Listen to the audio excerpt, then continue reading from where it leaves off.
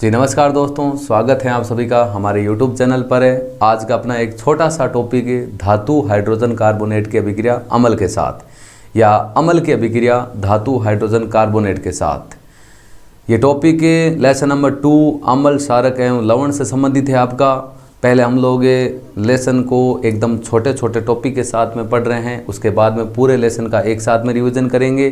तो आज का आपके सामने टॉपिक आपके सामने दे रखा है, आपको धातु हाइड्रोजन कार्बोनेट की अभिक्रिया अम्ल के साथ करनी है। तो भाषा आपके सामने दे रखी है, दो तरीके से आप भाषा को लिख सकते हो। एक तो सीधी भाषा लिख सकते हो, एक आपकी रासायनिक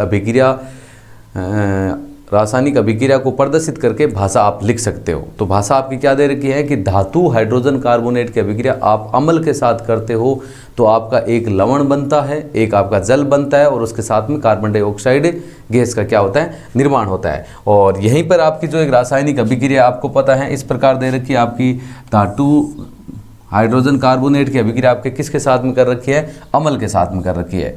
हम लोगों ने धातु हाइड्रोजन कार्बोनेट की अभिक्रिया किसके साथ किए हैं, अम्ल के साथ में। एक आपका बना है लवण, उसके साथ में बना है जल और उसके साथ में बना है कार्बन डाइऑक्साइड।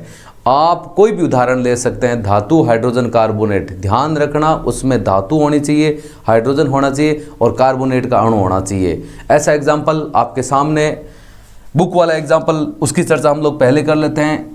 इसमें आप लोग फॉर्मूला लेते हैं NaHCO3। अब देखो यहाँ पर Na आपकी धातु हो गई, H का मतलब हाइड्रोजन हो गया और CO3 का मतलब कार्बोनेट हो गया। इसका जो रासायनिक नाम है वो होगा सोडियम हाइड्रोजन कार्बोनेट, जिसको हम लोग दूसरे रूप में बेकिंग सोडा बोलते हैं। बेकिंग सोडा का मतलब होता है खाने का सोडा होता है। इसका नाम लिख लेना आप, नाम धातु की जगह नाम हो जाएगा सोडियम और बाकी हाइड्रोजन कार्बोनेट, और सीधा नाम लिखे तो सीधा नाम इसका है बेकिंग सोडा। आपका क्या नाम लिख देंगे इसका, बेकिंग सोडा। और वैसे नाम आपका क्या हो जाएगा, वैसे नाम धातु की जगह नाम चेंज हुआ, बाकी तो आपका सेम है। हाइड्रोजन का H हो गया, कार्बोनेट का CO3 हो गया, धातु की जगह हम लोगों ने Na काम लिया, Na का मतलब हो गया सोडियम। तो सोडियम हाइड्रोजन कार्बोनेट की अभिक्रिया हम लोग करते हैं अम्ल के साथ। अम्ल में आप कोई भी अम्ल का उदाहरण ले सकते हैं, लवण बनना चाहिए, जल बनना चाहिए और उसके साथ में कार्बन डाइऑक्साइड गैस का निर्माण होना चाहिए। तो यहाँ पर मैं अम्ल का उदाहरण लेता हूँ आपका HCl। HCl का मतलब आपको पता ही है कौन सा अम्ल है, ये हाइड्रोक्लोरिक अम्ल।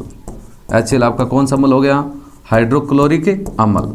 जब हम लोग सोडियम हाइड्रोजन कार्बोनेट की अभिक्रिया HCl के साथ करवाते हैं तो आपका एक बनेगा लवण, एक बनेगा जल और एक बनेगा कार्बन डाइऑक्साइड। चलो अपने को ये तो नहीं पता कि लवण का फॉर्मूला क्या होता है, लेकिन अपने को ये पता है कि जल का फॉर्मूला क्या होता है, कार्बन डाइऑक्साइड का फॉर्मूला क्या है। वो अपने को यदि पता है तो उनको हम पहले लिख लेते हैं। भाई कार्बन डाइऑक्साइड का फॉर्मूला CO2 बनेगा, ये मैंने लिख दिया। जल का फॉर्मूला आपका H2 बनेगा, चलो मैंने लिख दिया। अब बचा क्या, आपका लवण बचा।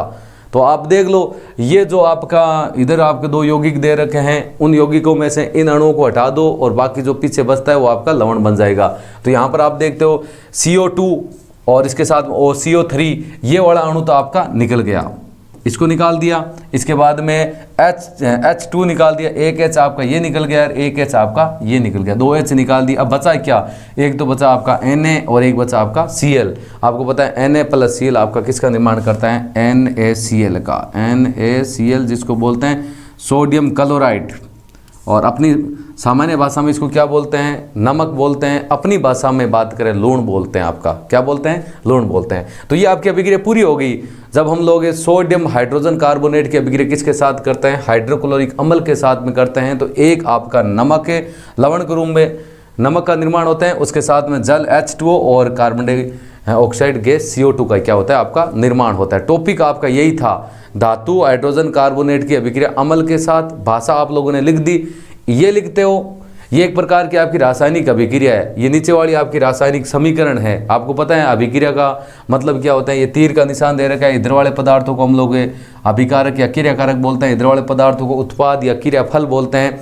नीचे वाली आपकी समीकरण है। समीकरण का मतलब भी आप जानते हैं, किसी रासायनिक अभिक्रिया में तत्वों को उनके प्रतीक और अणुसूत्र के रूप में प्रदर्शित करना क्या कहलाता है, रासायनिक समीकरण। वो अलग बात है, पिछले वाले चैप्टर में हम लोगों ने इसको पढ़ा भी था। यहाँ आपकी हेडिंग है धातु हाइड्रोजन कार्बोनेट की अभिक्रिया अम्ल के साथ या अम्ल की अभिक्रिया धातु हाइड्रोजन कार्बोनेट के साथ। ऊपर वाली भाषा लिख देना या ये लाइन लिख देना, ये आपकी परिभाषा है एक प्रकार की। धातु हाइड्रोजन कार्बोनेट की अभिक्रिया हम लोग अम्ल के साथ करते हैं, आपका लवण बना दिया, जल बना दिया, कार्बन डाइऑक्साइड गैस बना दी। यहाँ पर ये आपका उदाहरण आपके सामने हो गया। और भी आप किसी धातु हाइड्रोजन कार्बोनेट का उदाहरण ले सकते हैं, किसी अन्य अम्ल का उदाहरण ले सकते हैं और आगे लवण, जल और कार्बन डाइऑक्साइड आप बना सकते हैं। इसमें ये आपको ये नहीं बोला है कि यही आप एग्जाम्पल लो, एग्जाम्पल आप कोई दूसरा भी ले सकते हो। बुक में आपके बहुत सारे एग्जाम्पल दे रखे हैं, लेकिन आपको एक एग्जाम्पल बहुत है आपके लिए, क्योंकि एक 2 नंबर का क्वेश्चन आता है, 2 नंबर का क्वेश्चन आएगा तो 1 नंबर की आप भाषा हो जाएगी या 1 नंबर की आपकी नीचे उदाहरण हो जाएगा, या ज़्यादातर क्वेश्चन है 1 नंबर का पूछा जाता है तो सीधी आपकी उदाहरण के रूप में आप लिख सकते हो। तो ये था आज का अपना टॉपिक है। उम्मीद करते हैं कि आपको एकदम बढ़िया तरीके से समझ में आया होगा। धातु कार्बोनेट की अभिक्रिया अम्ल के साथ, लवण, जल, कार्बन डाइऑक्साइड, ये आपके सामने उदाहरण।